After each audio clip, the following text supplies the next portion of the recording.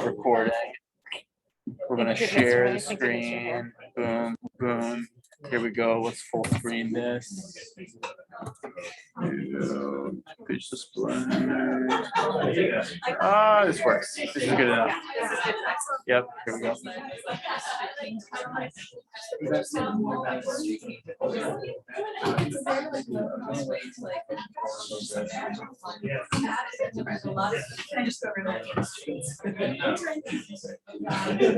I was recently walking in the neighborhood started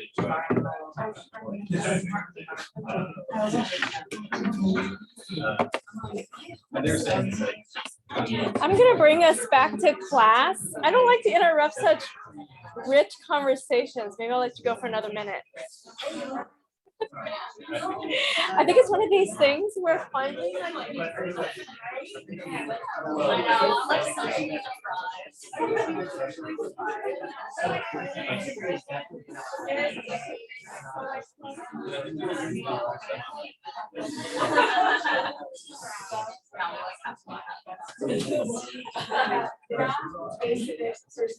whatever you guys want. Whoever says really talk about me, I'm not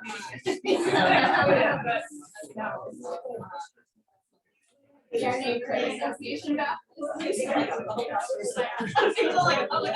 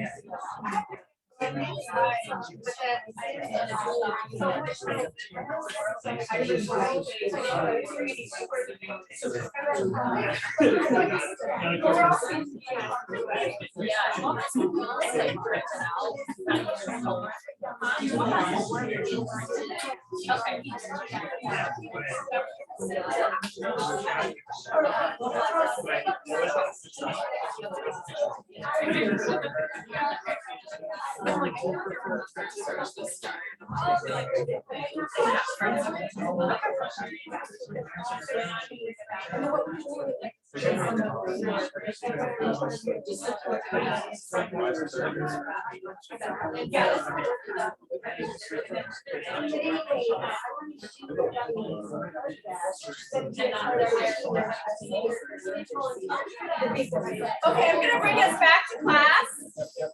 There was a question regarding the privilege wheel. There was a question regarding the privilege wheel on our homework. And I've been navigating the virtual world and in-person world. I'm still working on it. But if you can print up your privilege wheel and bring it to class next week on Thursday, we'll put it up here on the board. Yes. We'll have tape and we'll put it up here on the board. So, and do whatever you want. Color code everything. You could do it, stencil, anything. Be as creative as you want. So one of the things that I did not bring up before break that I really wanted to share is the agenda for the course. So this course, as you know, is made up of a lot of guest speakers, and that's the richness of this course over the years. So what the big things that you'll hear from so many people in the industry who are pretty high profile folks who've been working here for many, many years. So I want to go through this agenda or the tentative schedule of classes. So week one is, we're here, week one. Wendy was not able to make it. She's our equity and inclusion manager at PBOT, but I'll try to bring her back. If I can't bring her back this term, I'll bring her back next term. It's just that we have such a full schedule already. Maybe Wendy can come at finals or something. So we are now at week one. Week two is next week. We're gonna go through, I've invited our planning and deputy director at Metro, Margie Bradway, and Kristen Hall from PBOT, and they're going to talk about planning and policy at the regional levels, the metro levels, and also at the local level. Chris is going to share her projects within the city. So that's what we have coming up next week. Week 3 is the week in which, if you go through your project, that's when I want you to identify what your projects are. So week 3, I have invited 2 of our former guest speakers in the past, Alan Leto with TriMet, and Alan was a student of this course 20, 30 years ago. So he's returned back. He's been a guest speaker all these years, and he's with TriMet. You'll hear from him. And also I brought back Dan Bauer. I've missed Dan over the last 3 years. Dan's our Portland Streetcar Executive Director. So we'll focus on transit in that week. Following after that, I'm bringing back two S's to Steve Daughter, who has always spoken about transportation history over the last a long time. He's been doing this, but I didn't bring him back in the last previous years. He's been requested to come back for this class, so you'll see him live in person. And alongside him would be our former mayor, once upon a time, Sam Adams. He's now working in Mayor Wheeler's office, so they'll both be here, and they're very dynamic. Sam's dynamic. If you ever have been in the same room with him, to hear him speak. So Sam's gonna be back. You're laughing. That's so funny. I'm laughing with you. Sam's awesome. He's sort of a friend of mine, so I kind of have to nudge him. Yes. This world is very small. This transportation world is very small. Judge and I have 40 mutual friends on Facebook or something, easily, and now we're just finally meeting. So I don't know how that's working out, but it's gonna be fun. So week 4 is gonna be really, really interesting. I have not seen Sam in a long time in person, so it'll be fun to have him back. So week 5, we have our consultants from Fears and Peers, and there are so many people who are interested in being a guest speaker for this course. They actually reached out to me and said, hey, by the way, we want to do some education. Do you have a slot in your class? So I'm bringing them back. They're my colleagues. They're transportation planners and transportation engineers. In that course, we'll be talking about resilience and emergency transportation planning for communities. They'll share some of their projects that they're working on. And by that point, you would also be in line in identifying some of your projects. And I think having them coming in to kind of share what they're working on will help you kind of guide your work. The cool thing about them, and I have to meet with all these folks before class as we plan this, but here's another full circle, is that Kara and Brianna from week 5 will bring up some of the work that they've been doing with Metro as a consultant. So the work that you'll be hearing Margie talk about, you'll from her big high level planning, you'll hear Brianna and Kara talk about it as a consultant. So really bringing it down to a level where we can understand, and then a level where we can take this out to community. So that's our full circle part. And then I have a really good friend, Shelly Romero, who works for ODOT. Yeah, you'll love her. She has come to speak on the I-5 corridor project, the Rose Corridor project. And she always, the comments about ODOT, it's oh, ODOT's this and that. And when I taught this course, it was pretty PBOT heavy. So my comment was can you bring somebody from ODOT? So since I've been leading this course, I really wanted to bring in someone as a representation from our state. And Shelly's presentation is going to be on 5 things about ODOT projects that might surprise you. So as you drive through the city and ODOT's just tearing up your road and streets and such, you'll hear more about why they're doing it. And Shelly works very hard. She's our area manager for the side for Portland. That week is also your midterm week.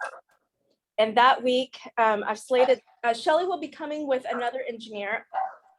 Atus is her name, I think. I don't have her because she just came in kind of well, she'll be coming in, but when I put this together, I didn't know that she was going to come. But she is you'll hear more from ODOT that week. That is your midterm week, and our deputy director of PBOT will be here to hear your projects. So by that point in time, you'd be able to develop your work, your projects, what you're interested in doing, and then do kind of a midterm review of a presentation. So you want to prep for that. It'll be like, I want to say maybe a 3 to 5 minute presentation for our deputy. And by that point in time, I'd like to break us up into groups. I think like you can share projects with each other, and then we should bounce off ideas. So I'm going to formulate all this as it comes along, but that's what I'm envisioning for that evening. Okay, so following that, week 7, I really want to talk about our Earl Blumenauer Bridge, and also in active transportation. So Hal Hagedorn is our associate director of TREC. Who knows what TREC is? Yes. Okay. So TREC is a transportation research and education center. What's so funny?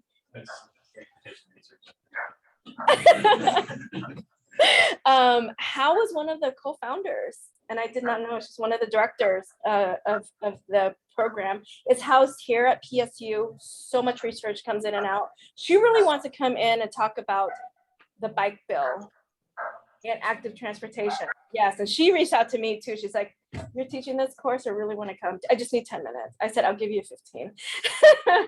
But having her come to talk about the bike bill and how you could become really good community advocates. And I want to bring her in with Dan Layden, who has been in the industry for a long time. I think previously Internet, and Dan helped build the Telecom Crossing. I think we just got a promotion too. Okay, I have not met Dan. And I, Okay. But yeah, so he built the Telecom Crossing when he was at TriMet. He is now at PBOT, so he completed the Blumenauer Bridge, and we'll meet him together. Maybe you'll have a better chance of meeting him since he's there. But yeah, it'll be a pretty dynamic conversation about active transportation and how the system has been built out. And I really want to talk about all the, in my lifetime, I'm so shocked that so many bridges have been built in this. Like, and when I first started here in the industry, we were planning for 2020. And 2020 is actually here now. It was 2 years ago. So like, this is crazy. Now, as we're talking about like projects, we're planning for 2070. And I'm like, I'm pretty close to 100 years old by 2070. So it's kind of fascinating. Like the world is so fast. So yeah, that's our planning horizon. It's not 2050, it's 2070. But by that time, I'm hoping that the Interstate Bridge project will also take place. So a good friend of mine, Millicent Williams, who I think should run for office, who all my previous students, you know Millicent. You don't know Millicent?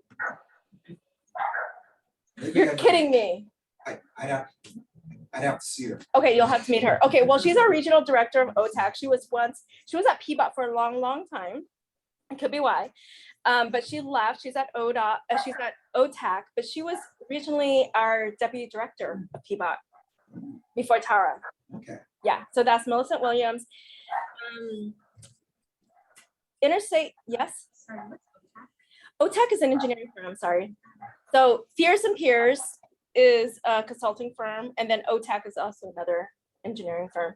She's consultant firm. So in the world of transportation, there's the air agencies, and then there's our consultants. And there's me on the side just doing like pet projects. I spoke just last night at a public engagement committee, IAP2 organization. Familiar with the organization? It's for public engagement for process projects, and then they wanted to highlight the Interstate Bridge. And I shared with them that my career was, again, full circle in that when I was an intern at a consulting firm called David Evans and Associates, I was working on transportation modeling for the, once was the CRC.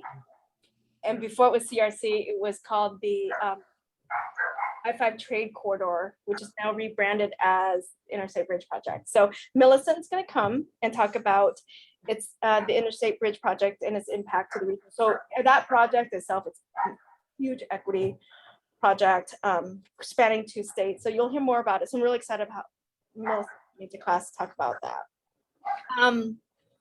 Thanksgiving is following that, so no class. And then the last week is December 1st, and we'll have presentations. And then we have field trip here. We'll still figure it out. So I'm meeting with Ashley Coffee to plan out your field trip. So that's what I have for the schedule. So forgot to mention that earlier in our presentation. But does anybody have any questions? Does anybody, you want me to go through the, so I have no students here from PSU, correct?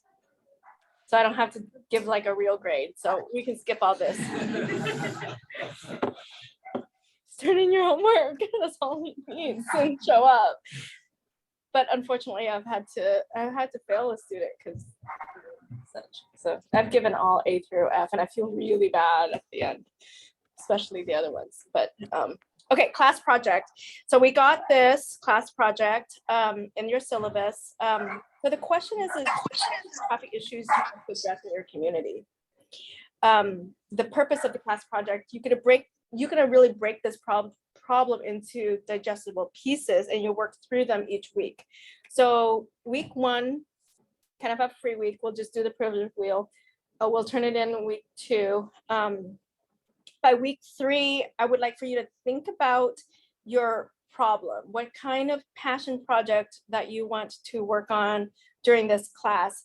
And it could be anything high level as a policy project, or like a project down to an intersection or a speed bump. How do we get more speed bumps on your road by your home? When I took this class, my project was to provide more accessible transportation for the vulnerable community. So medical transportation was my passion project. And I think it's still like, it's still hard. I think providing transportation to your elderly parent or elderly community member, and how did they get to the appointments on time, and coordinating that with doctors and hospitals and such. And I think that's still in the works. But I want to say I'm currently working on a project right now with Ride Connection to help our community throughout the region learn more about these medical transportations or non-medical transportations that Ride Connection provide for our disabled communities. So that's kind of another interesting full circle. I think my life is full of that. But that was my passion project when I took this course, did a lot of research and chatted with a lot of people in the health industry, and this is way before Uber and Lyft was even a thing. But could there be an Uber and Lyft for medical transportation? So that was my project.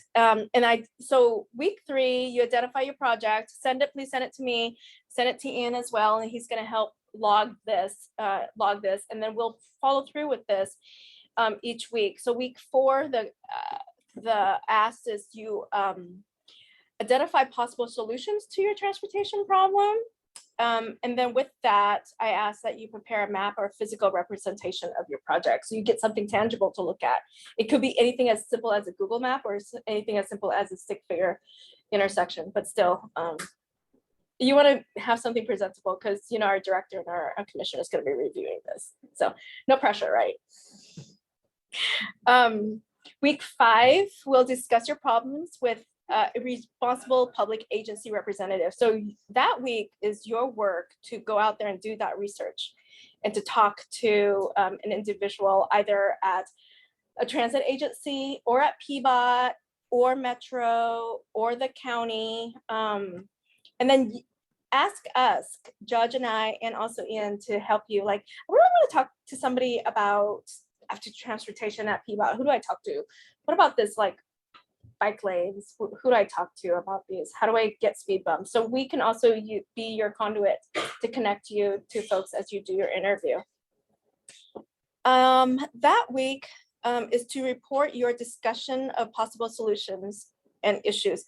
So my intent is for you, for each of these weeks, is to turn in your assignment prior to class onto the Google Drive. So on a piece of paper, just turn it in onto a Google Drive.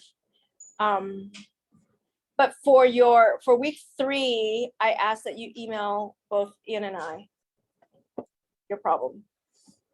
But for each week, for each of the homework assignment, submit it through via Google. Week 6 is midterm. Like I said, we'll have Shelley. I'm not sure if Shelley will stay through midterms from ODOT, but I know that Deputy Director Wyzek will be here and to listen to some of your projects. And that in that sense, though, I want to be able to do a group setting. Week 7 is to describe your preferred solution and discuss key issues in selecting the solution. So what kind of solutions, what kind of options, what are the alternatives? Which one rises to the top? Which infuse the themes that we talked about in the earlier of the 5 themes of equity, sustainability, and climate change into your solution. And then think about what barriers that will prevent your solution being implemented, because not all projects come to fruition. In even projects at the beginning, when you think about it, it doesn't even, it changes by the time it's from planning to design to construction. It's just a completely different project. So, but yeah, what kind of barriers? And then we have presentations. So these are some questions that I would like for you to go through as to help guide you through the project. So we have most of the term to work through this. So with that, I want us to pause for a bit, and then I also want to bring up Ada so she could talk about her project. So I'm done with this.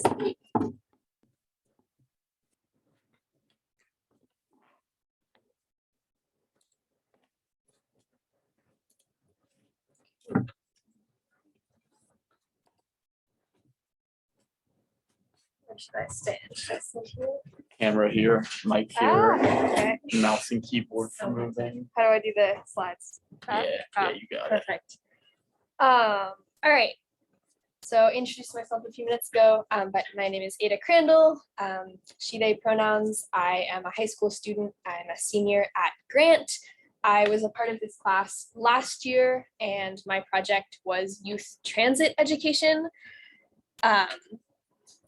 So all Portland Public Schools high school students receive a HOP pass during the school year, which is awesome. Students fought really hard to get that. We have free transit, which is great. But last year for my project, I surveyed 120 of my peers and found that a lot of them don't actually know how to use this resource, don't know how to use their HOP passes, and they're unable to get around the city through transit. This is a symptom of car culture. We have this wonderful piece of clip art that I thought would be good to illustrate the way that cars are so glorified in our society. When we teach everyone that their only option is to drive around in a polluting metal box isolated by themselves, it's bad for the planet. It's bad for our cities when they're built around cars and not people. It's bad for mobility because it means that so much money is funneled into projects that prioritize cars, and it ignores the 1 in 3 Oregonians that can't or don't drive. And I think especially for young people, driving is presented as the only option. I am a high school student, and so I've been watching a lot of my peers as they get their driver's licenses, and that is sort of amongst teenagers, like that's a symbol of freedom, being able to drive, and that shouldn't be a prerequisite for having freedom of mobility. We should be able to get where we need to go by walking and biking and taking transit. We should not have to drive. And so with this project, I set out to solve that problem. Oh, okay, it's been a while since I presented this, so we have another slide that I forgot existed. I just wanted to show that like Portland has a very good transit system. Like obviously there is so much room for improvement, but our city is very well connected by transit generally. all of the Portland high schools generally have access to transit. And so it's important that we're investing in education as to how to actually use these systems, because there's no point in putting so much time and energy into building them if they're not actually going to be accessible to the people who most can benefit from them. So my project proposal was a youth transit workshop. It would be for 8th grade students who are about to go into high school, about to receive their PPS HOP passes. Similar programming already exists within PBOT to teach kids about bike safety. It's often like 5th graders, they'll come in and have bikes, and you learn how to like signal and how to be safe on the road. And that was like a really amazing experience for me. It made me feel like more safe and confident biking places. And so I was sort of inspired by that to create a similar thing for taking the bus and the MAX, because I learned to take transit by basically like getting lost a lot. And I think that's how a lot of people learn. And, you know, that's obviously part of the experience, but it would be amazing to make there be some more structures to actually teach people this, that it feels like a less intimidating thing. PBOT, I talked to a lot of people from PBOT and Metro and Safe Routes to School. They have been working to expand their youth transportation curriculum, but it's in a very like theoretical stage, and there hasn't been a lot of progress towards actually implementing it. So for curriculum, some of the things, this is based on survey results of like what people would be interested in learning about, and also like based on my learning from the class, things that I thought were important and relevant to youth.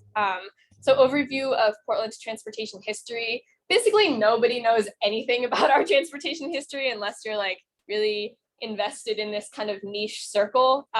All of us interact with the transportation system like every single day. And so few people like actually understand the roots of why these systems are how they are. And I think that's very important for students to understand. Just like basics of using transit apps, planning routes, finding out when buses and trains are arriving, which can maybe feel self-explanatory, but like when you're a freshman in high school and you've never done that before, it can feel very intimidating.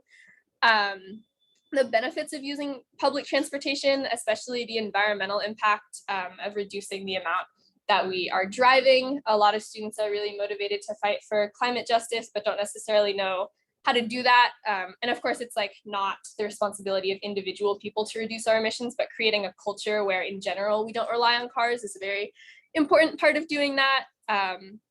Having students get involved in transportation planning in their own communities. Like I said, we all interact with this system. This system affects all of us. And so it's so important that students know how to make their voices heard in these processes. I have given a lot of testimony at really obscure local transportation committees, enough to know that those bureaucrats are not used to young people showing up in those spaces. And so oftentimes, like if they're surprised to see us, it means that we need to be there more, because those voices have been left out of the conversation. And then finally, just like field trips around the city to get students sort of confident doing this thing, gaining real world experience. We have driver's education. Why don't we have transit education? It's the same thing. We give people like a shiny card that's like, you can drive now. And it's like the symbol of freedom. And I think like creating a similar thing for transit will start to shift the paradigm away from such a car-centric world. Another thing I wanted to talk about to the sort of equity piece of this, when I surveyed students, I asked them about how safe they felt riding transit. And there is a pretty significant gender disparity amongst responses. On average, cis male students felt a lot more comfortable taking transit.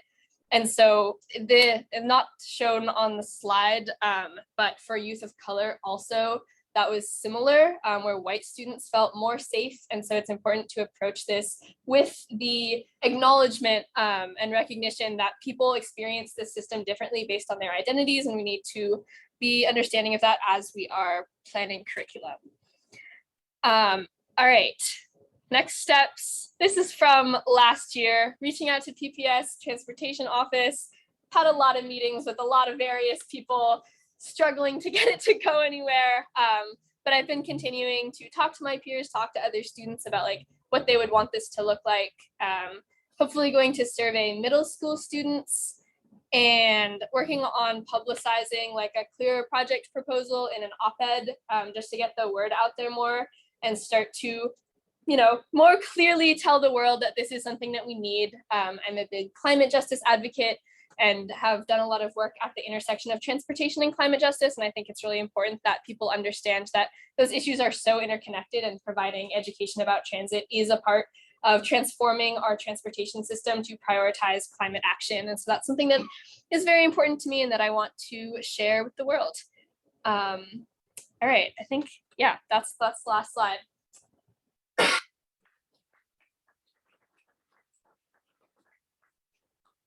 Questions, if there's time, or if that's the thing we want to do, I don't know. Yeah, we totally can. Cool. Yeah, so did this end up going anywhere, or is it still in the process? Not yet, but it is my project for the next few months, hopefully. Yeah. We bring this up to a driver education class as part of, I guess, a guest speaker. We have a lot of guest She's gonna speakers. drive her education teacher. Yes. There you And go. we do talk about a lot of like pedestrians, how to be a safe pedestrian, and bicycles and motorcycles and semis. But that I think would be really important, so that they know how to just, you know, get around with a lot of different means, even just driving somewhere, dropping the car off and then getting on a bus.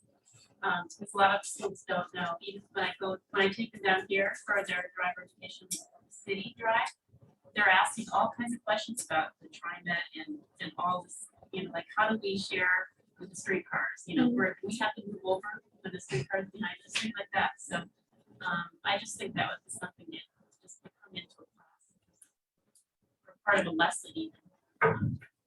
Maybe you should connect. Yes. And the ODOT, you know, they're coming out with a new playbook for driver education. They can slip in a chapter. It's all gonna be online. They can slip in a chapter on this. That'd be awesome. I was curious if you asked any of the students what they felt about, how they felt about safety, and like what steps would make them feel safer using transit, and if you could, like, you could get people to.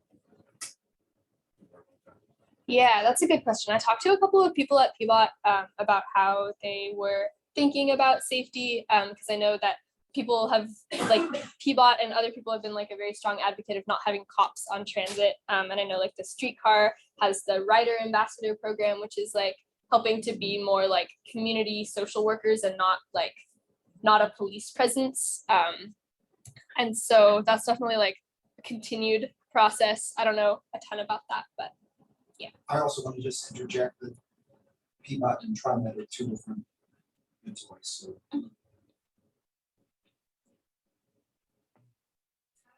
The picture of driving and getting a driver's license can be translated to public transit.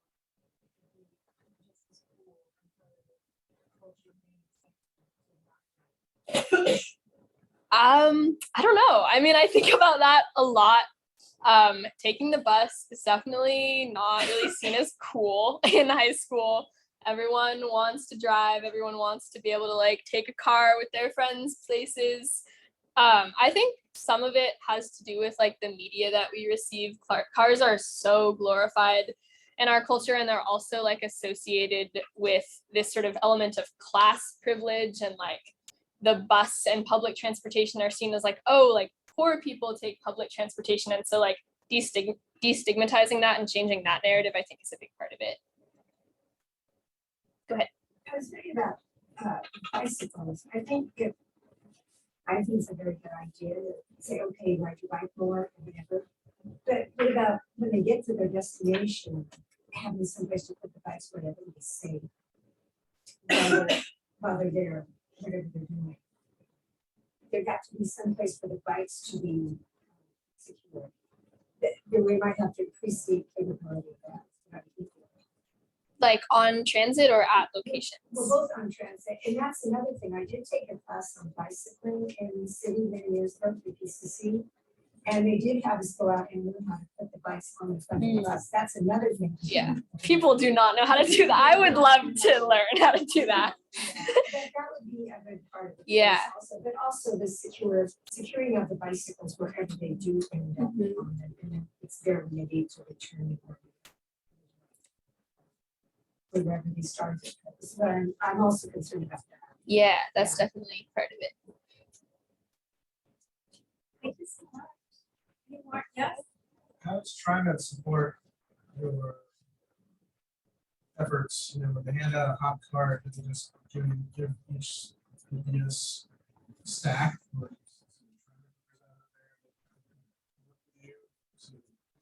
distribute these and support you, like a field trip, that kind of stuff? As a chaperone, as a ride guide, I think TriMet has ride guides. Yeah, for high school at least, it's like TriMet and Portland Public Schools have a deal where high school students get hot passes like as part of our student IDs. So it's just when we get the IDs, it's a hot pass. There's basically like no other information provided about like how to use that resource. I met with a couple of people from TriMet and they are like verbally, theoretically supportive of doing a project like this. And they have like a lot of these resources put together. They just have very much fallen short in terms of distributing them to students. Do middle schoolers receive the same hot pass, or what does their transportation look like? Middle schoolers do not receive hot passes currently, which is another part of this that like we definitely want to advocate for. Hopefully as part of Portland Public Schools' new like climate crisis response policy, that will be something that is thought about and considered, because I know like high schoolers are obviously like not the only people who need this resource. And so right now we're sort of like working within the confines of what we have, but there are a lot of middle schoolers who have to pay to take the bus to school where they are legally required to be, which is ridiculous, and like very much an equity issue. In your survey, did you get into the discussion about the practicalities of public transportation in a young person's life? Like I imagine people in high school, a lot of activities to do. So it's not just about getting to school, but it's about managing their life beyond school, which could then put some, I guess, bias against using transportation. Yeah, our current transit system definitely is not the most convenient. It takes a really long time. You have to wait a lot. It's slower than driving. And part of the way to get our transit systems to be better is to show that people want to use them and need to use them. And having that like really as a serious consideration of like something that needs to be prioritized in our society and not just cars. Because as I mentioned before, like so much of our, like the vast majority of our transportation funding goes to car infrastructure. And so if it is shown that like this is a resource that young people and that like people all across the region and the state need and want, then that will hopefully like help to shift the narrative and get like way better, more reliable transit.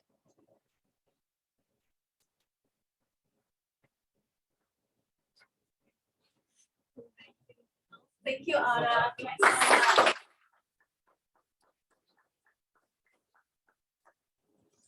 That's all I have from you tonight. But I can catch my bus. You can go, or you could stay, or you can hang out. I'll be here until 8:40. I just, welcome to class. I'm really happy to have you with you. It'll be fun. On behalf of Peabody, welcome and thank you.